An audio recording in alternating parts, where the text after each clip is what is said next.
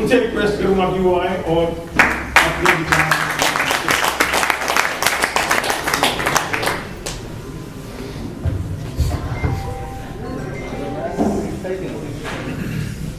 यहाँ मंच पे विराजमान हमारे चंदन साहब और भाइयों, बुजुर्गों, मुझे बहुत खुशी है कि आज आपके इस फंक्शन में शिरकत करने का मौका मिला। वैसे भी लद्दाख के जहाँ तक लोगों का ताल्लुक है, कश्मीरी हिंदुओं के साथ, और खासकर कश्मीरी जो पंडित जिनको हम कौम से माना जाता है, उनके साथ हमारे लद्दाखियों का हमारे लद्दाखियों का 1947 की बात करें या 47 से पहले जो मुल्क में जो हालात थी, उस वक्त जो मार्गदर्शक जो हमको रास्ता दिखाने वाले आप ही के कौम का श्री पंडित श्रीधर पौल जी, जिनको दुल्लू जी बोलते थे, तो वहाँ 1932 से लेके और बीच में ट्रांसफ़र हुआ था, और 1946, 45, 46, 47 जब आज़ाद हुआ हिंदुस्तान, उस मुसीबत के सालों में हमारे मार्गदर्शक हमको रास्ता दिखाने वाले वो बने थे, जिनकी वजह से मैं बोलूँगा कि लद्दाख हिंदुस्तान के साथ अगर रहा है, पाकिस्तान की चुंगल से निकाल के लद्दाख को हिंदुस्तान का हिस्सा जो बना के रखा, वो पंडित श्रीधर दुल्लू जी के से उनकी लोगों की रहनुमाई दे के पूरे लद्दाख को, लद्दाख गार्ड्स बढ़ के लोगों को इकट्ठे करके पाकिस्तान के हमलावरों के सामने खड़ा कर दिया था, और उस विंटर में उनको कम से कम रोक के रखा जब तक 1948 के मौसमी जो स्प्रिंग सीजन है वो शुरू होने तक, तब तक हिंदुस्तान के साथ दुल्लू जी ने इवन खुद पैदल जाके मनाली के रास्ते से दिल्ली में पंडित नेहरू जी से मिलके, और ऐसा है कि उन्होंने ऑर्गेनाइज किया था कि लद्दाख को बचाने के लिए कि हिंदुस्तान पाकिस्तानियों को वहाँ से धकेलने में आ गए थे मई के महीने में, और उसके बाद हालात ऐसी थी कि हमारे लोगों को ये भी पता नहीं था कि हिंदुस्तान में क्या हो रहा है। तो हमारे बीच में से जो तिब्बत में जो तालीम पा रहा था कुशोक बकुला जी, उनको ला के लद्दाख के लोगों को एक रहनुमा क्रिएट किया जो दुल्लू जी के मेहरबानी से थे। तो इसलिए मैं बताऊँ, आपका हमारा हमेशा आपका आशीर्वाद लद्दाखियों के साथ रहा है। तो आपको जो 29 साल हुआ है आपके एक साल में का, उस वक्त पे उस फंक्शन में मुझे शिरकत करने का मौका मिला, बहुत खुशी हुआ। अब रहा हमारी हालात जिस तरह से मेरे प्रोफेसर जी ने बहुत दिल से आपके सामने रखा, यहाँ तक लद्दाखियों का जो रवैया रहा है, हमने ये पूरी तरह से ताड़ लिए हैं कि इस हालात में जम्मू कश्मीर के हिस्सा रह के हमारे साथ इंसाफ नहीं हो सकता। इंसाफ क्या, हम खत्म होने के कागज पे हैं। जिस तरह से कश्मीरी पंडितों को 29 साल पहले अपने जन्मभूमि से विस्थापित होना पड़ा, वही हालात उसी रास्ते पे हम भी खड़े हैं। खासकर लद्दाख के बुद्धिस्ट की बात करो, वो इसी, और हमको तो यही पिक्चर हमारे सामने, यही मिसाल हमारे सामने ठोस है। इस हालत में तड़पते हुए हिंदुस्तान की जो स्टेट है वो तमाशा देख के रह गए। हम आवाज देते रहे, वो गूंगे, बहरे, अंधे सब कुछ बन के रहते हैं। तो हमको समझ में नहीं आ रहा कि जो गवर्नेंस करती है वो अपने जनता की, चाहे वो किसी कम्युनिटी का हो, किसी माइनॉरिटी का हो, किसी तबके का हो, खासकर जो स्ट्रेटेजिक लोकेशन में लोग बैठते हैं उनकी ख्याल, उनकी देखभाल नहीं कर पाते हैं। तो ये देश का क्या होगा, ये देश कैसे चलेगी, ये देश कैसे चल रही है। हमको इसी बात पे दुख है और समझता हूँ कि किन हालात में आज के इस दौर में लद्दाखियों को छोड़ दिया है। और इससे सुन के, इससे देख के देश के दानिशवरों का, देश की इंटेलेक्चुअल्स का, देश के जनता का दिल बैठना चाहिए और हमारे प्रति संविधि करना चाहिए और देश के प्रति कुछ अपना ड्यूटी निभाना चाहिए था। ये नहीं हो रहा और 70 साल हो गए। हमने 1932 में लद्दाख के लोगों ने महाराजा को सीधा बोल दिया था कि ये हालात होने वाला है। आज़ादी के बाद जो टू नेशन थ्योरी की जो चल रही है, हम तो कश्मीर के साथ बैठने वाले नहीं है, हमको हिमाचल के साथ कर लो या जम्मू के साथ हमको अलग है, अपना एक हैसियत दे। तब से हम लद्दाखी बोल रहा है, कोई सुनने वाला नहीं।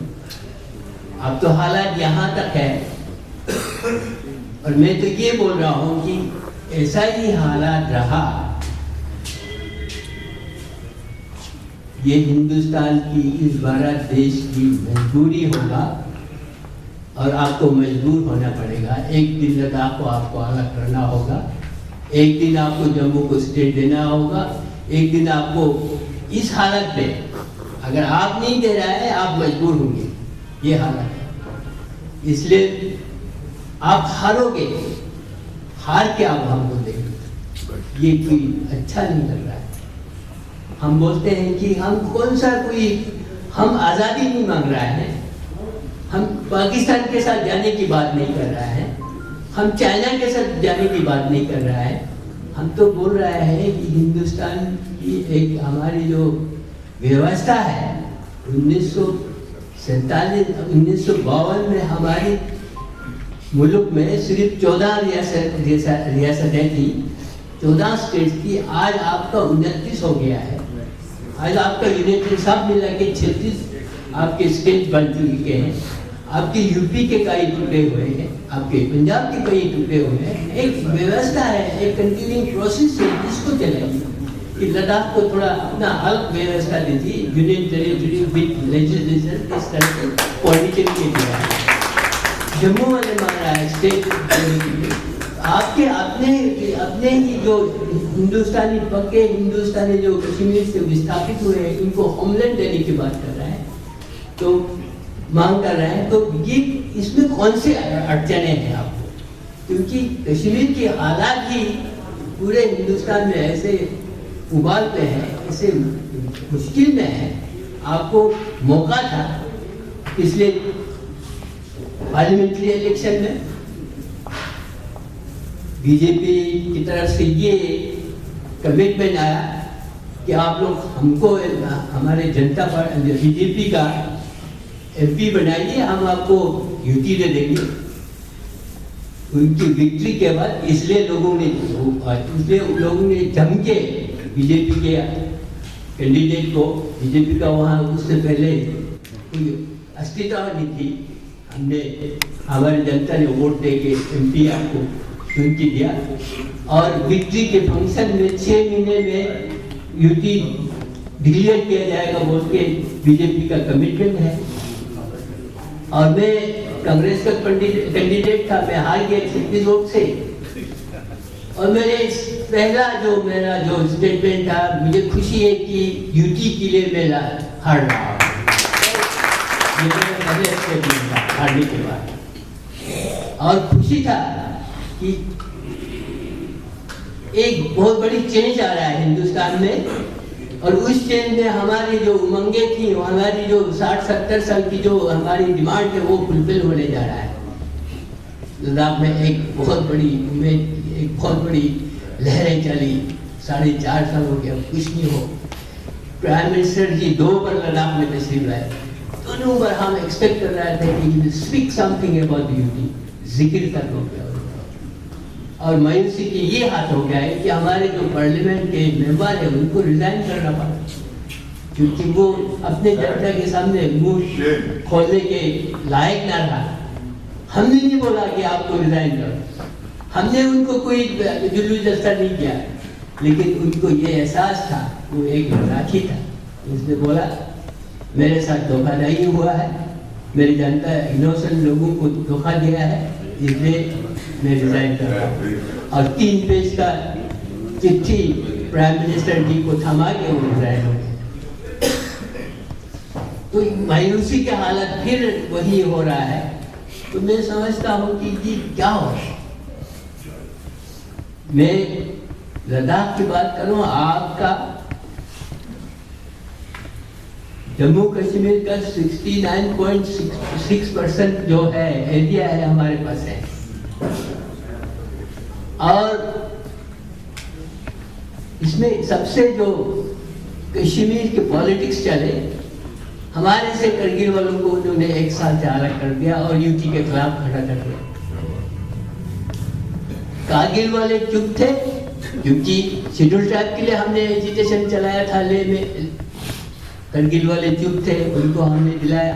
हिल काउंसिल की हमने एजिटेशन चलाया, जो यूटी के लिए चला रहे थे, हमको हिल काउंसिल का डिस्पेंसेशन को जो कश्मीर में राजू जी ने ये बोला था कि कश्मीर में मिलिटेंसी चल रहा है, आप लोग ये आग पे तेल का काम कर रहा है हो, मैं दर्जेलिंग टाइप का एक व्यवस्था दे रहा हूँ, आप लोग शांत हो जाइए। हमने मान लिया कि कश्मीर में हालात ठीक नहीं है, हमने हिल काउंसिल का डिस्पेंसेशन माना और करगिल को हमने एजुकेशन करके दिलाया। तो कल भी यूटी की जब हम जोरों पे हम एजुकेशन चला रहे थे, चल रहा है, तो करगिल वालों को हमसे अलग किया, वो इस्लाम के नाम पे। चलो जी, हम आप उनको ही छोड़ के हम बोल रहे हैं कि 45,160 स्क्वायर किलोमीटर लेह डिस्ट्रिक्ट का है, जो जहाँ बुद्धिस्ट बैठते हैं, और करगिल में एक तहसील है नास्ता, वहाँ 15,000 बुद्धिस्ट बैठते हैं। करगिल हमारे बॉर्डर के साथ 2-4 और 8-10 गाँव है, काबुल भी, ये बहुत खरबू, और वहाँ से एक जो दादिस जो जहाँ लोग हैं बहुत खरबू, वो मिला के एरिया के हिसाब से हम तब भी यूपी बिगड़ 760 स्क्वायर किलोमीटर है पौंडीचेरी की, तब भी हमारा कम से कम कल 50,000 स्क्वायर किलोमीटर बनती है, उसको यूटी देते हैं। प्लस हमारे पास 37,000 स्क्वायर किलोमीटर आपके जो चाइना के पास है, हमारे लेह डिस्ट्रिक्ट का हिस्सा। तो हमने बोला ठीक है, करगिल वालों को थोपिए मत, लेकिन हम जो बुद्धिस्ट लोग हैं, हम बोल रहे हैं विद डिफाइनिंग बाउंड्रीज बुद्धिस्ट लोगों को दे दो। हमारे साथ जितने 14-15,000 जो मुसलमान है डिस्ट्रिक्ट में, वो हमारे साथ है, वो हमारे शान भाई साथ खड़े हैं इस मूवमेंट में। हमारे वहाँ 1-2 फैमिली सरदार के हैं, वो भी हमारे साथ है। क्रिश्चियन के 13-14 फैमिली, वो भी हमारे साथ है। हिंदूज की कई फैमिली है, वो भी हमारे साथ है। हम तो एक है, और हम यूटी, हम कभी हम यूटी लेके, अगर आप देना नहीं चाहेंगे हम लेके रखेंगे, वो हमको लेना आता है। लेकिन आपको अपनी जनता, अपनी माइनॉरिटीज, अपनी जो स्ट्रेटेजिक लोकेशन पे जो लोग हैं, आपके अपनी सरहदों की ऑफिस के लिए, अपनी सिक्योरिटी के लिए, अपने हिंदुस्तान की मुफाद के लिए आपको हमको यूटी देना पड़ेगा। अब हमको ऐसे तड़पे दे नहीं जा सकता है। महबूबा मुफ्ती के रिजीम की बात कर रहा हूँ, बल्कि डिस्क्रिमिनेशन के गिनूंगा नहीं। हम अब जिनके हम थक गए। आज यहाँ तक एक IRP का बटालियन हमको सैंक्शन किया गया, बड़ा ऐलान हुआ, उसमें कम से कम 300-400 कांस्टेबल रिक्रूट होता होगा, हमको पता ही नहीं चला। उसमें सर कश्मीरी बर्थडे आया और हमारे 40 बच्चे थे। आपके जेल के बैंक में 500-600 बच्चे भर्ती हो गया, हमको पता ही नहीं चला, एक भी लड़ाकी उसमें नहीं था।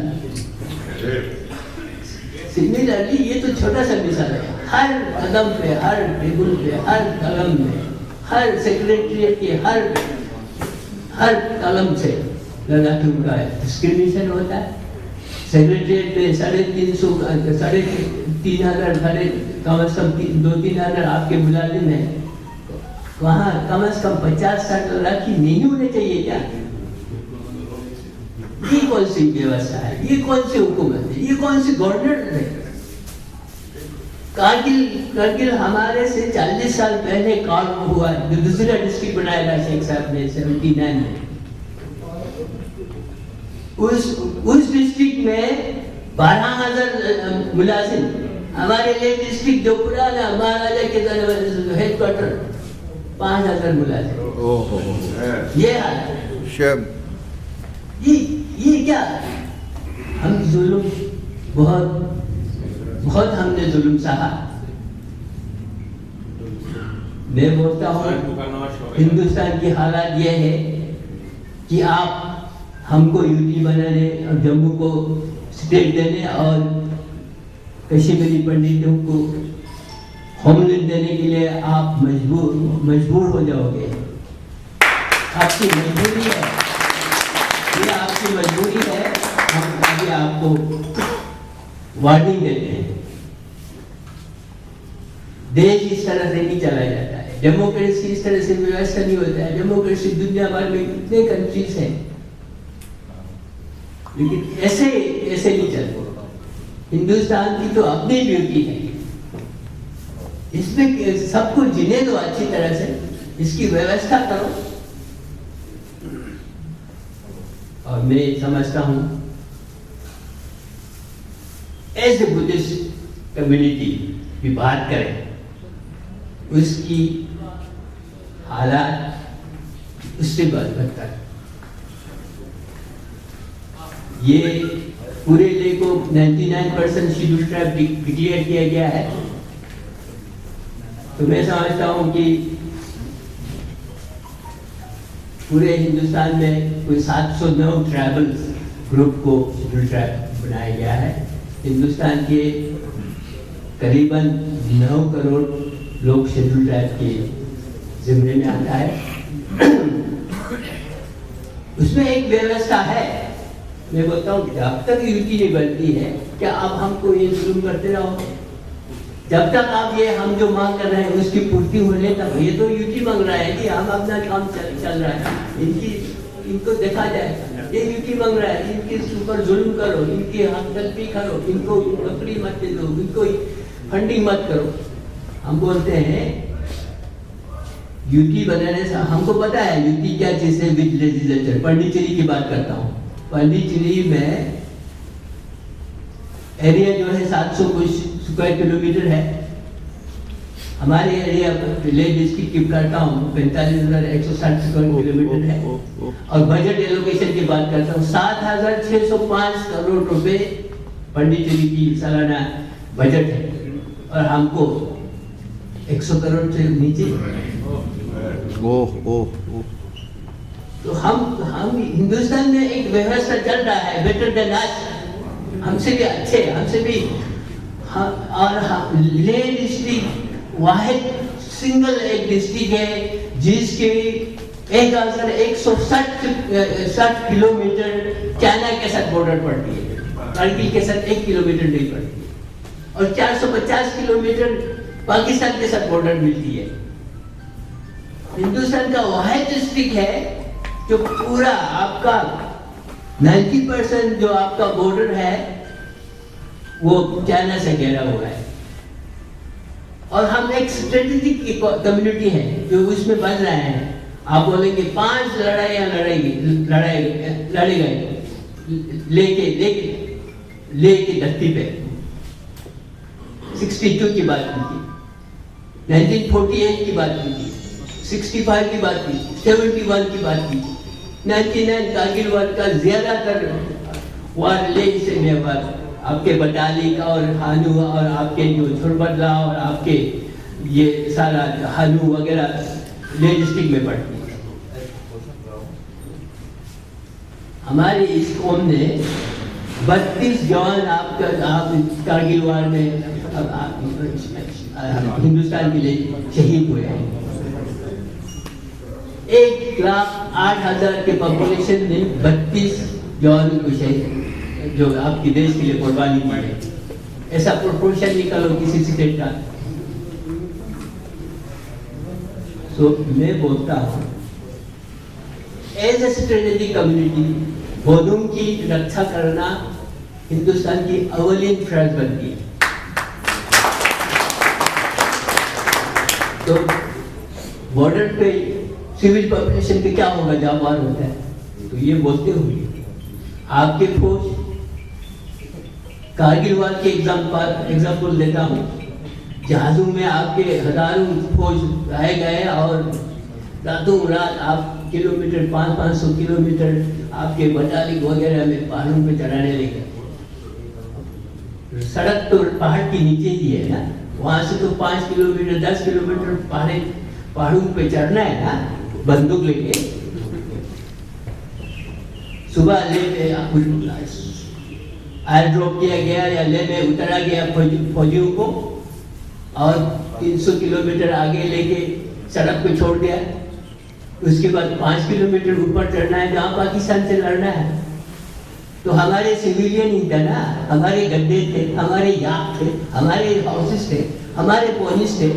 आपके जवानों के राशन लेके, अम्यूनिशन लेके, बंदूक लेके, बिस्तरे लेके हमारे बेड बकरी हमारे लोग ही आपको साथ देते ना। जो एक फौजी बंदूक को उठाने के वो हालात में है कि एक ही दिन में वहाँ उतार के वहाँ आप चढ़ाने जा रहे थे। ऑक्सीजन की कमी थी, हाई एल्टीट्यूड हो रहा था।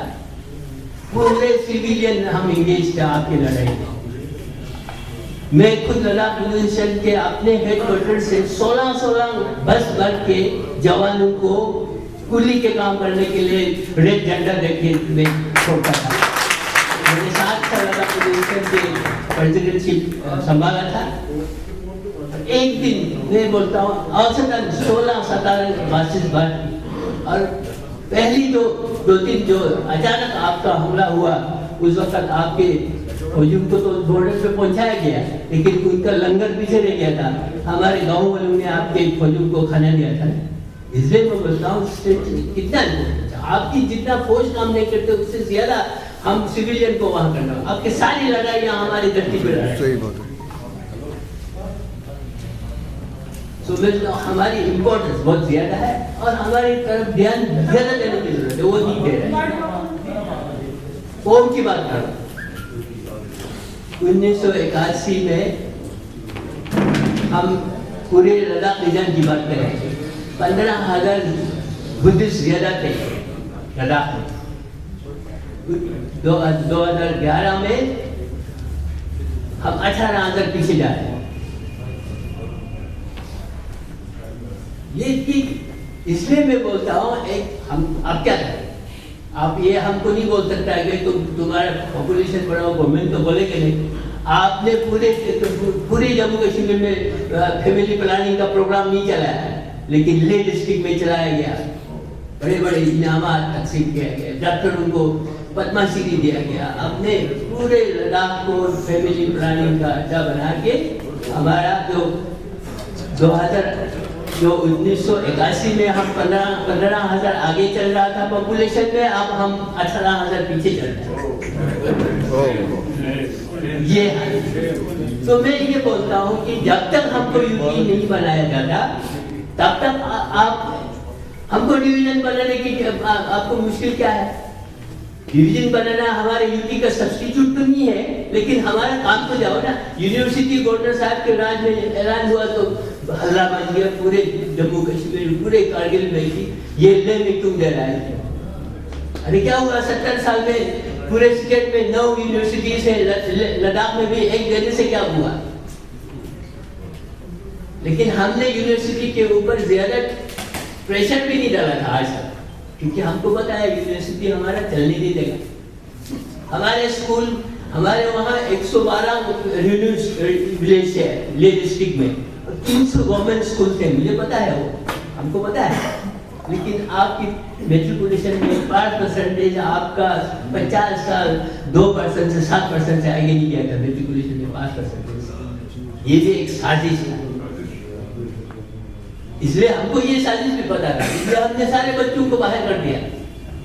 कल 8 दिसंबर को लोसर था, हमारे वाशिंगटन डीसी में हमारे लद्दाख के 50 बच्चे पढ़ रहे थे, उन्होंने लोसर बनाया। जाओ, मद्रास जाओ, कलकत्ता जाओ, जम्मू जाओ, जिनके पास पैसा था वे जम्मू बैठो, लेकिन जाओ बाहर जाओ, यूनिवर्सिटी भी देगा भी तो चलने नहीं देगा, पता है, क्योंकि ये यहाँ बुद्धिस्ट बैठे, इसलिए यूनिवर्सिटी कर दिया। बहुत बड़ा उम्मीद हम उम्मीदें नहीं मानते, आज तक हमने नहीं मांगा, ज्यादा जोर नहीं दिया, चलो दे दिया, जरूरी था। शर्म आ गया होगा कि भाई यहाँ तो 8 यूनिवर्सिटी है, एक तो यहाँ देना चाहिए, हमारा 70% एरिया यहाँ है, इसलिए वो थोड़ा सा शर्मा गया होगा तो दे दिया। तो डिवीजन की बात, डिवीजन देने की बात हुई, यूटी की सब्सिट्यूट तो नहीं है, लेकिन डिवीजन दे दो, फिर क्या हुआ, दे दो ना, कौन रोक रहा है? बड़ा हल्ला मचा, पूरा हल्ला मचा हुआ है, इसको यूटी देगा तो फिर ये करेगा, वहाँ एजुकेशन करेगा, पीर पंचायत में एजुकेशन वहाँ करेगा। तो अरे हम कहाँ के हैं? वी आर नॉट एलियंस, हम तो ये भी नहीं है ना, हम आजादी नहीं मांग रहा है, हम हिंदुस्तानी हैं, हमने सबसे ज्यादा हिंदुस्तान के लिए कुर्बानी दी, सबसे ज्यादा हिंदुस्तान के लिए।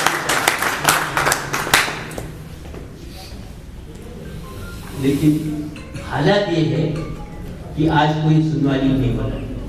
जिस पार्टी से उम्मीद करता था, मोदी जी से इतना उम्मीद था कि वो भी आप 5-6 महीने रह गया, आप उम्मीद क्या करें? मुसीबत तो ये है, आप होगा क्या, लेना तो है आपने यूटी, थोड़ा हमको थोड़ा तकलीफ होगा, थोड़ा मेहनत से करना पड़ेगा, उतना ही है, और हमने यूटी लेना है। हमारे वहाँ आप हर तरह की पार्टी मिलेगी, वहाँ पीडीपी की भी है, एनसी की भी है, बीजेपी का है, कांग्रेस का है, बीएसपी का भी है। जब हम बोलते हैं, हमारे एलपीए बोलता है कि भाई यूटी जनता जुलूस करने आए, और हमको पीछे से जाना पड़ता है सबको, और हम यूटी के बारे में सब एक संदेश देते हैं। हमारे जो पीडीपी के प्रेसिडेंट को, क्योंकि होम मिनिस्टर आया था, सबने साइन करके किया था, हमको यूटी चाहिए, आपको कुछ बात नहीं करना है आपसे। वो बोलता था क्या चाहिए आपको, हमने बोला कुछ नहीं चाहिए, यूटी चाहिए। हम यही बोल के आ गया, सब सारे प्रेसिडेंट के। तो महबूबा मुफ्ती ने उनके पीडीपी के डिस्ट्रिक्ट प्रेसिडेंट को वहां से निकाल दिया। हमें बोला निकाल जाओ भाई, हमारे कांग्रेस के पास जाओ, आ जाओ, इधर आ जाओ, तुमको इधर प्रेसिडेंट बनाएगा लोग। तो कुछ 6 महीने के बाद फिर उसको वापस लाता है। एनसी वाले कुछ नहीं बोला, क्योंकि मजबूरी है। सो कांग्रेस वाले भी अच्छा है कि कांग्रेस वाले, हम सारे ऊपर 51 साल हो गया कांग्रेस में बैठे हुए, और 20 साल में डिस्ट्रिक्ट प्रेसिडेंट रहा हूँ, आज भी मैं कांग्रेस